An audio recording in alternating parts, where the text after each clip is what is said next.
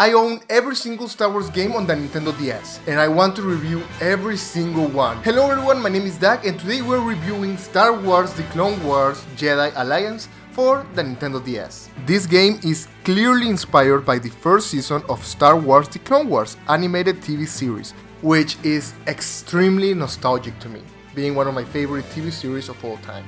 The game starts in a very similar fashion to Star Wars Episode 4, with the Malevolence attacking Luminara's spaceship. We later find out that the one attacking the spaceship is a Sith Night Sister. Back in Coruscant, we find out that Luminara's spaceship was carrying Kyber crystals from Ilum. So now it is our job to go and rescue Luminara and retrieve the crystals. And here's something very interesting about the game. You can choose any Jedi you want for this mission, with Anakin, Ahsoka, Plo Koon, Obi-Wan Kenobi, Mace Windu, and Kit Fisto being the options. Once you choose your Jedi, you can also choose a partner. So you can have teams of Anakin and Ahsoka, Kit Fisto and Plo Koon. The combinations are up to you. Then the team you selected infiltrates the ship and makes their way across some boss droids. You then enter this large room, activate some panels, enter another room and destroy some droids. We then reach the ship's control room when the Night Sister enters the room and uses her force powers to create a destructive wave, and then proceeds to just leave? Oh, okay. And then Ahsoka comes up with this amazing line. Was that Master Luminara? Well, I don't know, Ahsoka. Is the Red Saber Night Sister who just attacked us Master Luminara? I just don't know. Let's continue. We then escape the hallway that is on fire and get this amazing quick time event. This whole place is falling apart. No time to talk. Watch out!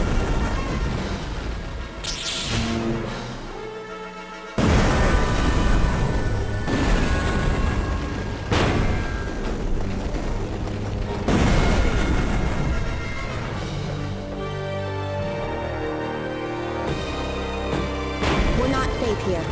Get over there!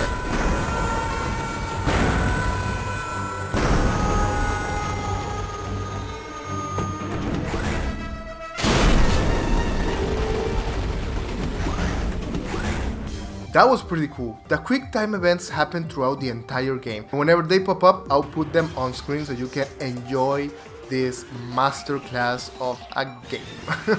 We then destroy some turrets, figured a way to open the door, destroy a couple of enemies. We also figured out a way to destroy a security camera droid, and we finally reach the Night Sister, who sends off her evil sister minions to attack us. That's when we engage in some action sequences that require you to tap your screen like there is no tomorrow.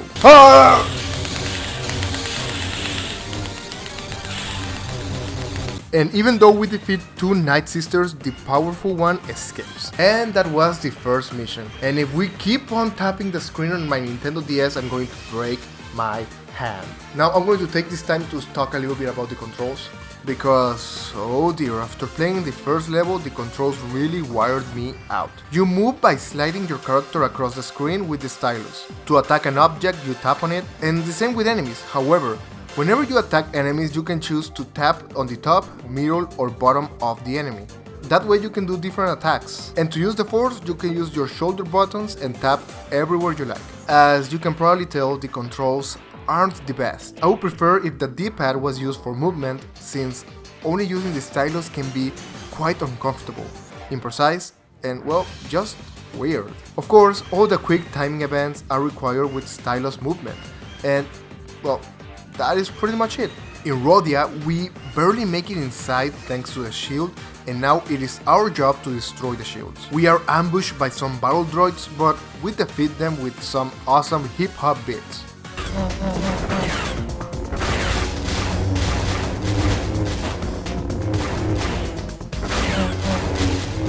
We then take a swim, push some buttons with some weird music playing, which get us to swim a little more, push another button, and oh no, we've activated a giant killing submarine. What are we going to do? Just hide behind the pillars and attack it 3 times. It is that simple. We head outside, destroy some battle droids on a bridge that were protecting the control panels for the shields. We managed to access the panel, turning off the shield, but we get attacked by turrets. So it is time for some quick time events. Get behind cover! We need to turn those things off.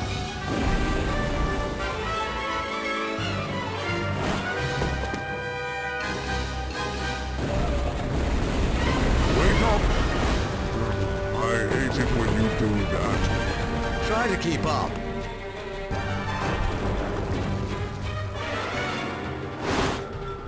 Next time, you take the long way around.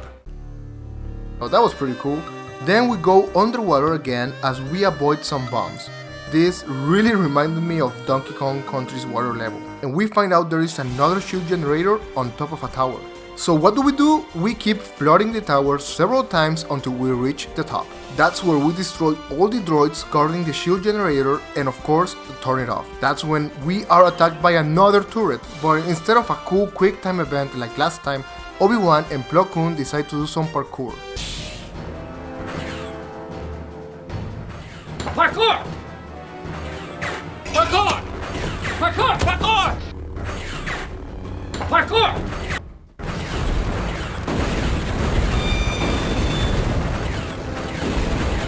Parkour! Parkour! Parkour! Ending in us taking a dive. We then find out that the shield, while not down, is less powerful. We lock away an awful monster, we use the force to raise a bridge and make our way to a massive pool where we are ambushed by the giant monster. So this is what we do.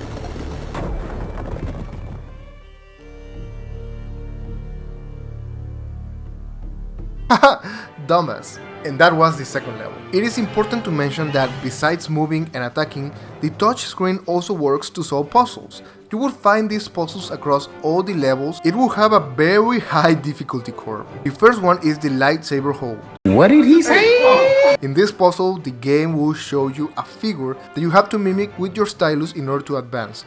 Pretty simple actually. Another puzzle is the code corners, in which a bunch of symbols are falling down and you have to match them to their respective corners. Also pretty simple. Another puzzle comes with the R2-D2 segments that we will explore later on in the video, but pretty much we just need to tap the screen in order to access doors. Now, back on Coruscant, the Jedi suspect that Zero the Hutt may be the solution to finding the Night Sisters. So, Padme helps out to find him, because also, for some reason, Zero is untraceable, probably thanks to Separatist involvement. So, as R2-D2 and C-3PO, we enter Zero's palace as we are captured by the Separatist droids, confirming that something is wrong. But not to worry, since R2-D2 has the power of the dark side.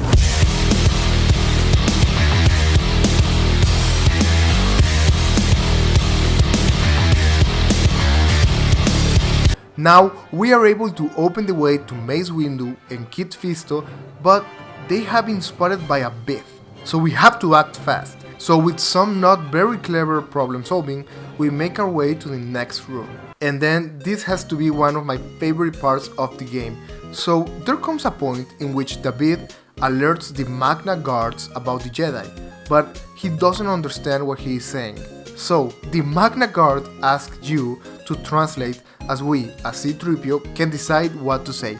Either expose the Jedi or gaslight the guard in the most epic fashion, of course. We gaslight him and I believe the guard killed the Biff. Now this is what Star Wars is all about. We later on do a long and tedious maze to end up in a hangar where we face a lot of Magna guards.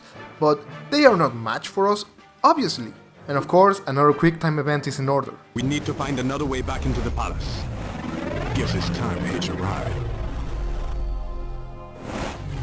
I must say this is one of your more terrible ideas. I can think of worse things. I'm beginning to see your point. There, an entrance. remind me never to do that again. I'm with you on that. When we land on the other entrance, we notice that the doors are locked. So, as R2-D2, we use the power of the dark side again!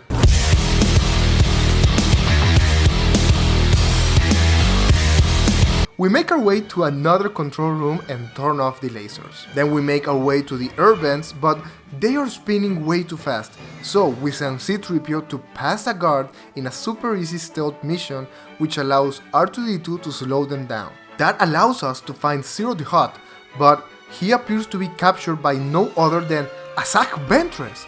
So we start a fearsome fight against the Sith. We launch droids at her and attack her with all we have, but just as we are about to defeat her, well, she manages to escape. Once we free Zero the Hutt, the Night Sister Ross Lai appears to destroy Zero, but we convince her not to do it, and it gives us all the available information on Count Dooku and the Night Sisters, which she does in exchange for free transportation off the planet. And so we finish our third mission. For our fourth mission, we continue our adventure with Obi-Wan and Plo Koon on Rodia. We get ambushed by droids, but they are no sweat and we manage to take care of them pretty easily, which allow us to move on. So we arrive to this big underwater tube where we fight even more Night Sisters. We then enter a corridor, deactivate a door, and guess what? We fight even more Night Sisters. My hand is about to break. We then get to another corridor in which we activate a door and deflect turret fire. We manage to catch up with the Night Sister that attacked the Zeta One, but she escapes and destroys the train's power generator. So it is our job to manually start it up, so that is exactly what we do, and get on a train to catch up with her. However, she will of course put some obstacles in the way, but nothing we cannot handle. I hate these pesky droids. At least they are not trying to kill us like everything else is. Now watch where you aim at. Sorry. Time to get off this ride.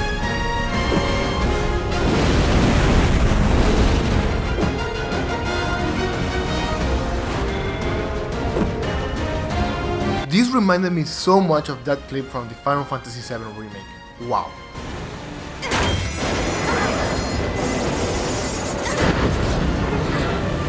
Then get to a room where we press a button that opens a waterway. However, as Obi-Wan is ambushed and left to deal with Night Sisters, it is now Plo Koon's job to find a way out.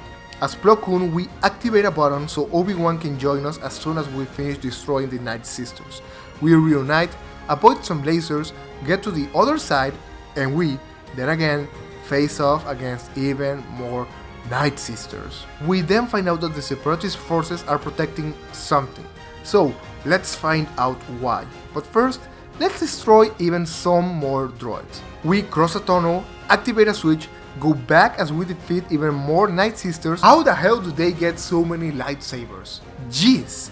Anyways, we cross another long tunnel and finally catch up to the Night Sister. We find out that they were working with the Emperor. So we crash in and attack the Night Sisters by attacking a magic kyber crystal that is sucking the force out of the planet. That way, we can launch little chunks of the crystal to the Night Sister, which opens our way to attack her. Honestly, this whole section has a major Final Fantasy vibe. Anyways, we finally finish the level and move on to the next one. We find out with the information from Ross Lai that the Separatist forces are mining something in Christophsis, where Padme is looking for information, but then she is suddenly attacked, so we make our way to help her. However, as soon as we arrive the planet, the Separatists shoot us down, so what can we do? Quick time, of course.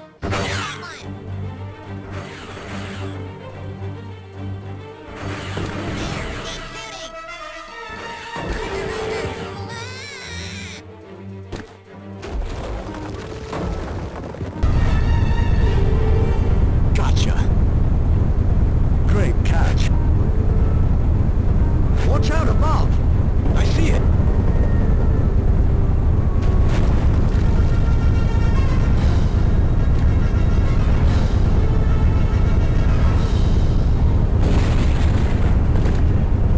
We then make our way across this suspicious looking cave, until we are met with a bunch of droids.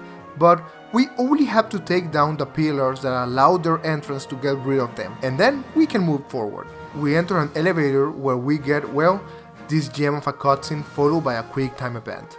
Did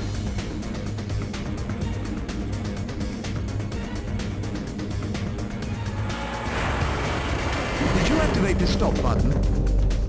No, did you? What? The intruders were on level 17 of Sector B.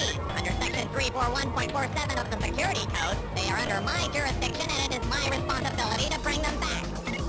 Negative. Under Section 345.765, I get to shoot them on the level they land on. Negative.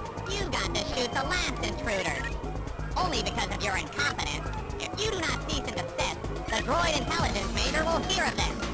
You'll be lucky to even get a fuel change after that. There's more than one way out of here. This doesn't look good. There's our way out.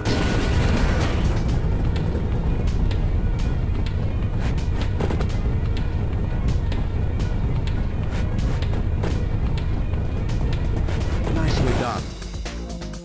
We managed to get outside and climb up a bridge, where we are greeted, of course, by some serious amount of enemies that pose no threat whatsoever. Well, they do pose a threat to my hand, because remember, in order to attack them we have to tap the screen. Ow! We then activate something that allows us to go further down the level, but not without a fight, obviously. Anyway, we jump up, activate a door, go down a tunnel, and get into a very long fight against Night Sisters and droids. After the fight, we notice some weird large crystals that seem to be harnessing the Force, and somehow after touching 3 of them, they shoot a laser. I don't know, don't ask me how. Anyways, we jump a couple of rocks and eventually make it to the bridge. And we have a couple of the most cinematic Star Wars fights I've ever seen in a Star Wars video game against Night Sisters. With the sunset and the 2D areas, this part was awesome. After defeating several enemies, Commander Grease shows up with the gunship Reaper, who helps us with the Night Sisters. Anyways, at the end of the bridge, we enter this room in which there are 3 giant crystals, and what we need to do is color match them to the door to open them. Each door contains a small army of enemies that we have to defeat and a switch that we need to activate in order to activate a secret elevator on the third one, to a third door. In this door we find R2-D2, C-3PO, Padme, and Commander Rex, who unfortunately is badly damaged. Apparently the Separatists want the crystals for something, but that's when the level ends. Back in Coruscant, it appears that Ross's lies information is incomplete, but we can confirm that the Separatist forces and Night Sisters are working together, so there's only one option left for us. We need to go to Dathomir, home of the Night Sisters. In here, we notice heavy Separatist presence, so we find out an entrance and make our way through there. We enter this dark temple filled with a dark presence, press a button and make Ahsoka go through an underwater tunnel, but during that time, Plo Koon is attacked, so with some punk action background music, we activate the bridge controls and manage to start fighting the Night Sisters, and we win. Of course, we enter the next room and oh, he dead. We find a lot of damaged clones. They have taken heavy fire, so even though it is not the Jedi way, we will get revenge. So we start our very fearsome battle against the Night Sisters and win once more. And we rescue the clone troopers, and they mention that there is an unusual activity underground. So, let's go investigate. The more we explore this temple, the more it feels like we are exploring the Temple of Doom from Indiana Jones. I mean, if this room doesn't convince you, look what happens next.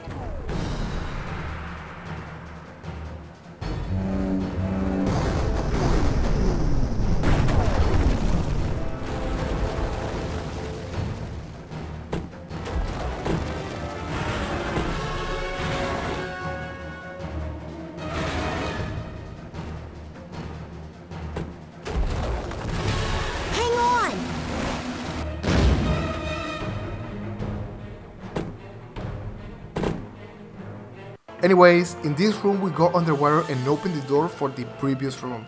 where we are ambushed by Night Sisters, yada yada yada. Then we find a hidden pathway to continue our descent through the temple. We then find ancient tombs and get attacked by, you guessed it, Night Sister. This place is just full of surprises. No, Ahsoka. This is just predictable at this point. We defeat them and open a not so hidden door and... Time to run.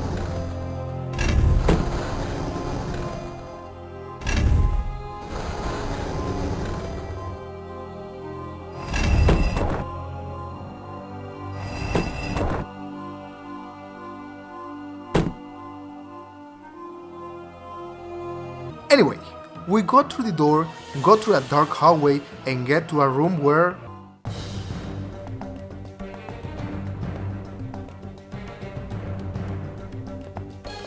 There's something in...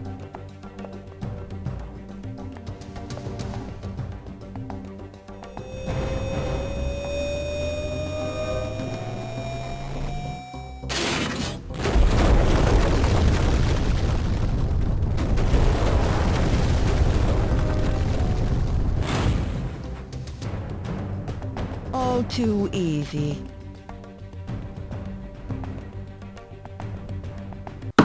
Are we dead? Well, obviously not, but time for that later. As back in Christophsis, we talk to Senator Amidala and decide to explore further down the planet. So, we send the Senator and the injured Captain Rex away, as C-3PO and R2-D2, Obi-Wan and Anakin continue to explore the planet. As R2-D2 and C-3PO, we infiltrate the base. However, we are spotted and assigned to be mechanical droids. So we actually have the possibility to reprogram battle droids. And that is exactly what we do.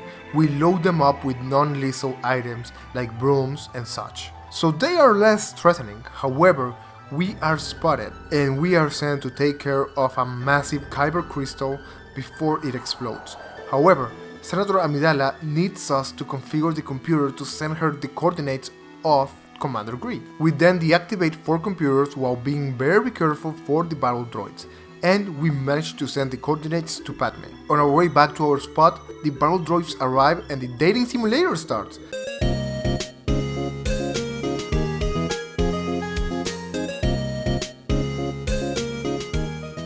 After we charm our way past the battle droids, we move on to a computer where we discover that the Separatists are building a space station with devastating power using kyber crystals, much like Ilum from episode 7 or, well, even the Death Star, I think.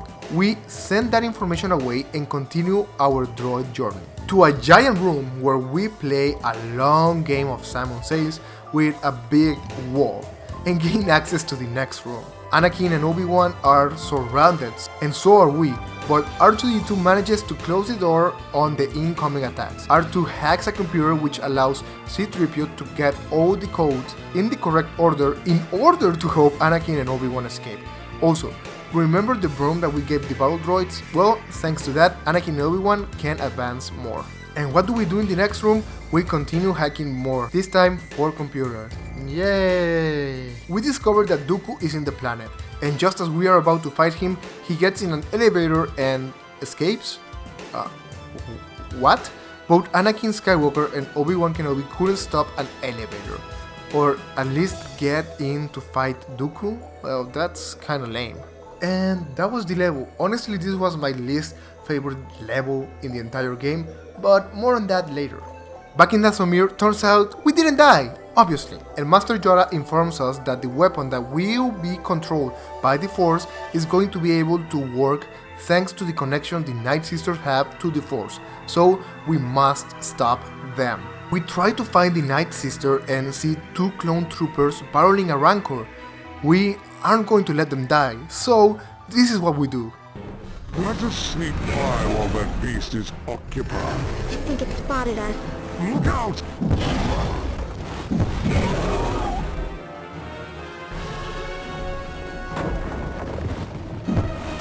I sense a trap ahead. We don't really have much of a choice right now.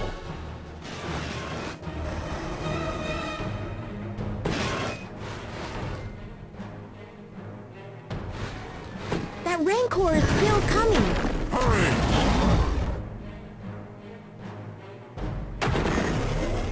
There's got to be a way to stop that monster. I'm open to suggestions. Let's hope this gap slows it down. That didn't work.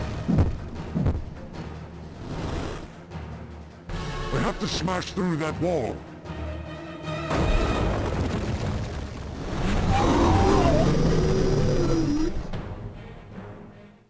After that, we finally get some action and get ambushed by Night Sisters, so we defeat them easily. We are now in this Temple of Doom looking area in which we have to get to the right and to the left to turn off some levers in order to advance further down the level.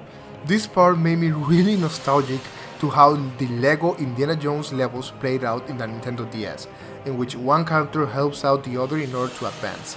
I really like this section. Anyways, we turn off the levers from both sides and continue down a hallway. At the end of the hallway, we find even more Night Sisters, where we are ambushed by the leader. So what do? Quick time.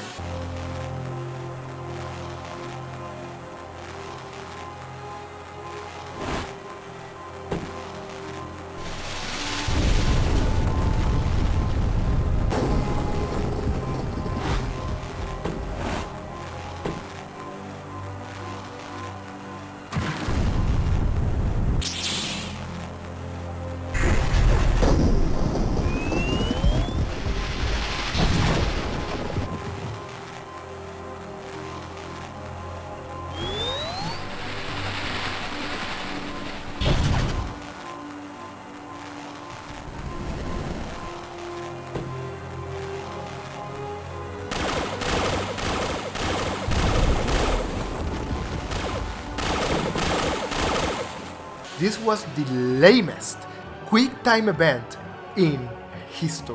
What the hell was that? No action music or anything. And those clones came out of nowhere. Anyways, we continue to the next room where we find Master Luminara. She is somewhere being kept captive by the Force, but by doing a wackadoodle of things, we managed to free her. But the leader of the Night Sisters reveals herself to be Sai Sikru.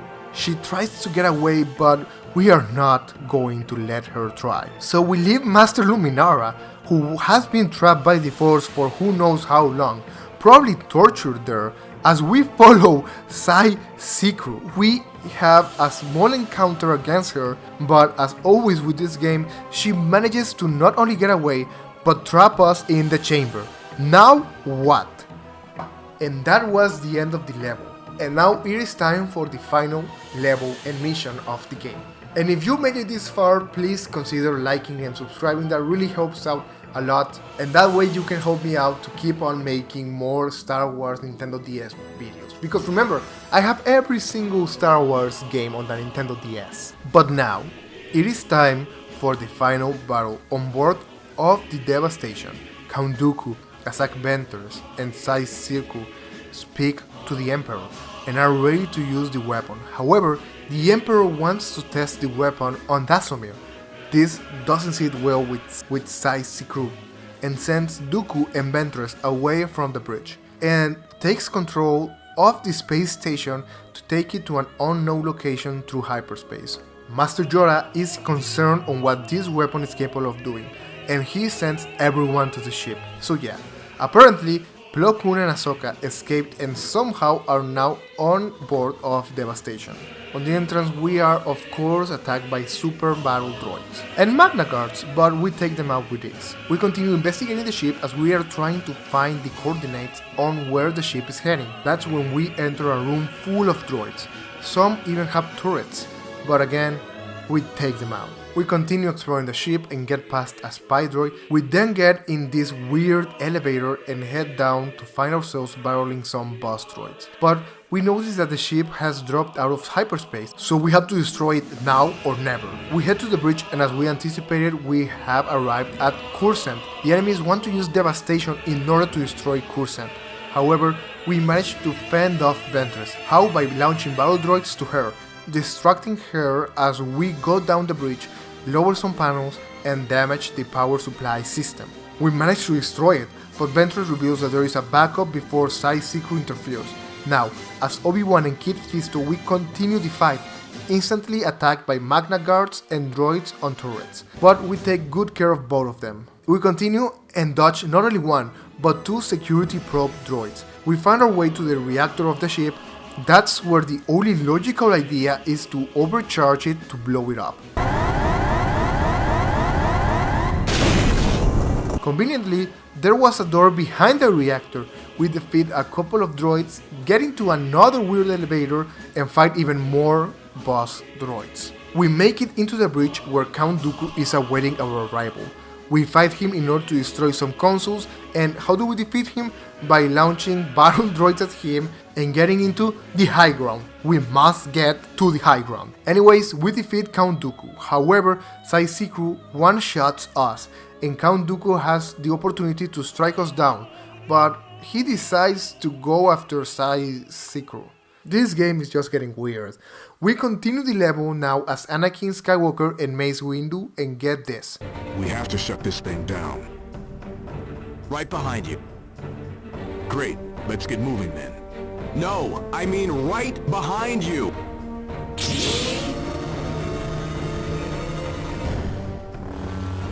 Anyway, you know the drill.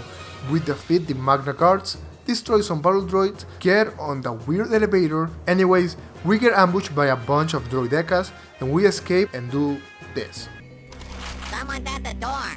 What would anyone be doing here?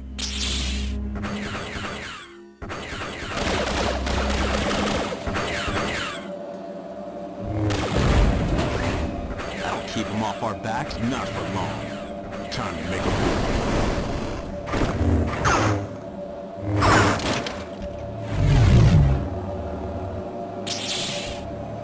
Race you across?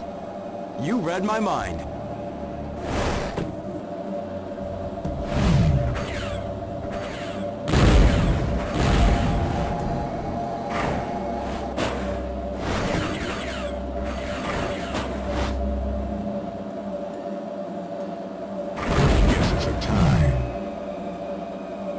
We enter a room filled with droids, but we take care of them as well. Now, we just need to cross this big door. In here, we find Sai Sikru, harnessing the power of the crystals. We take her out by launching rocks to her platform, that way she doesn't have the high ground. We then attack the 4 crystals around her that are harnessing her power, and so we enter a duel against her. It is the final fight between the Night Sisters and the Republic.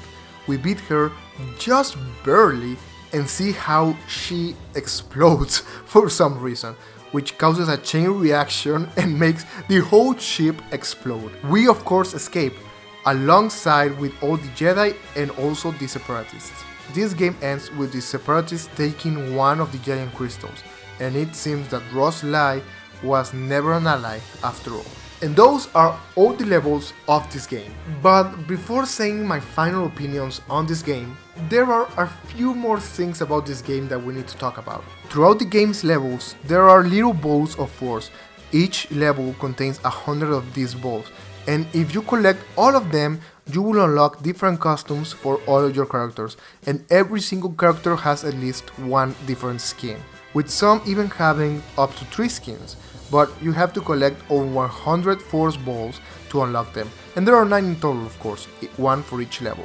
This game also has missions, from finding all the Sith holocrons in a level, not collecting a single force ball, not dying, etc.